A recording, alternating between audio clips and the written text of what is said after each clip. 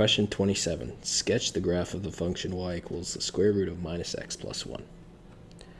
So this is a graph of a radical, and as most graphs in pre-cal, we want to do it in terms of a parent function. So with this kind of graph, our parent function, f of x, is certainly going to be the square root of x.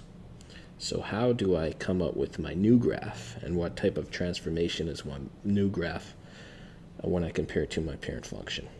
So I'm first going to graph the parent function. So as we know, the parent function, square root of x, starts at 0, 0. The square root of 0 is 0. And then we have the square root of 1 is 1.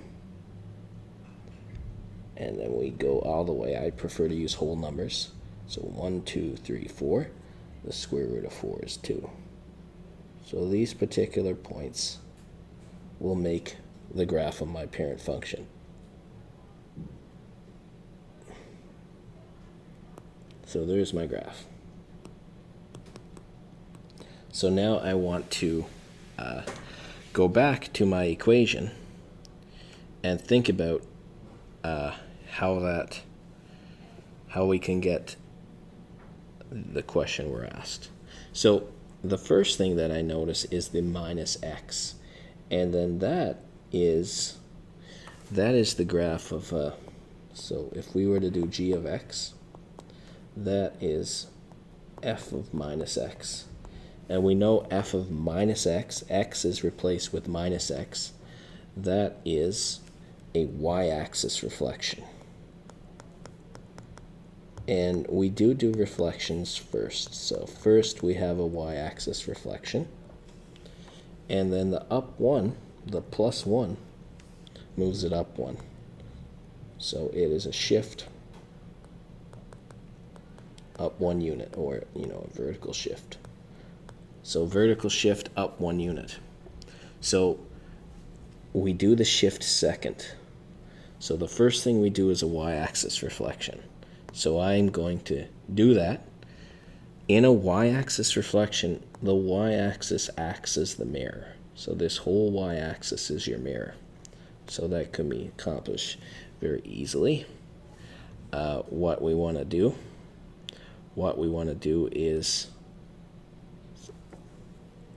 look at this point right here. This point right here would come over here. So I'm going to put my point right here. And of course, this point right here would come reflected over at minus 4, positive 2. So 1, 2, 3, 4, minus 4, positive 2. So right here. So now if we draw this, we will get the reflection. And so in blue, we have y equals the square root of minus x. And now we will finally do the last transformation. And the last transformation is moving everything up 1 unit. So I will do this graph, the final graph, in black. So I'm going to move this starting point up 1 unit. So it'll go to 1. This point right here will move up 1 unit. So it will go to 2. And lastly, this point right here will move up 1 unit as well. So we will draw our curve.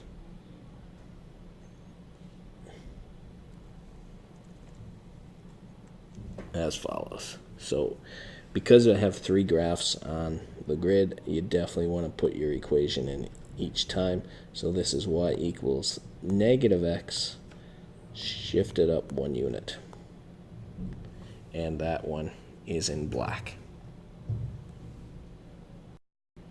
So for the second part of this question, it says determine the value of x when y equals 3.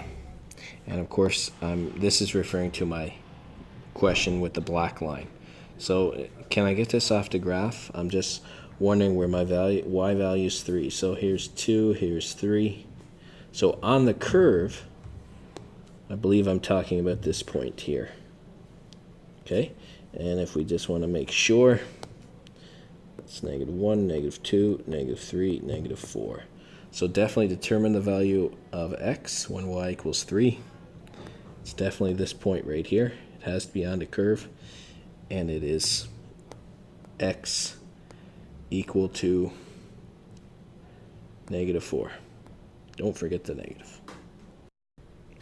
I could also find this value by doing some algebra. I actually prefer algebra. It's a good way of checking our graph. So our original question was y equals the square root of -x plus 1. And if we know y equals 3, we could put that in. We're going to subtract 1 to both sides. So that gives me a 2. To get rid of a square root, we will square both sides. 2 squared is 4. And the square root of -x squared is -x. So lastly, we get if 4 equals -x, then x equals -4. And whenever you solve a rational equation, a radical equation, not rational, radical, because it has a root, you should check it over. And if I substitute in -4 here, minus a -4 is +4. The square root of +4 is 2, and 2 plus 1 will give me 3, which is correct. So either way is correct. I think the graphical one works out a little quicker, but if it's not an exact value, then you may have to do some algebra.